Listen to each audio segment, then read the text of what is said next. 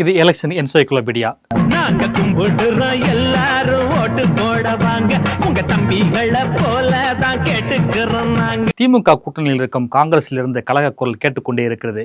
அமைச்சரவையில் இடம், அதிக தொகுதிகள், காங்கிரஸ் செல்வாக்கு அதிகம் என்றெல்லாம் சிலர் பேசி வருகிறார்கள்.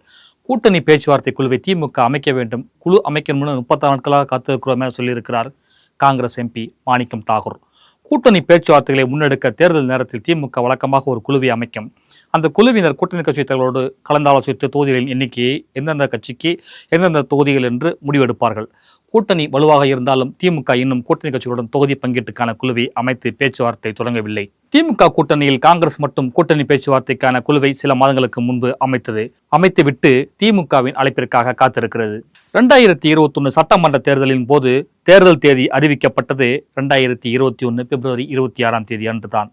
அதே நாளில் தான் திமுகவின் தேர்தல் கூட்டணி பேச்சுவார்த்தை குழுவை திமுக பொருளாளர் TR பாலு தலைமையில் அமைத்தார்கள். அதற்கு முன்பு நடந்த 2016 சட்டமன்ற தேர்தலில் தேர்தல் தேதி அறிவிக்கப்பட்டது 2016 மார்ச் 4. அதன் பிறகு மார்ச் 12ஆம் தேதி தான் குழுவை திமுக அறிவித்தது. தேர்தல் தேதி அறிவிப்புக்கு 8 நாட்கள் கழித்து தான் கூட்டணி பேச்சுவார்த்தை குழுவை திமுக அமைத்தது. இந்த முறையும் தேர்தல் தேதி அறிவிக்கப்பட்டதற்கு பிறகுதான் திமுக கூட்டணி பேச்சுவார்த்தைக்கான குழுவை அமைக்கும் என எதிர்பார்க்கப்படுகிறது.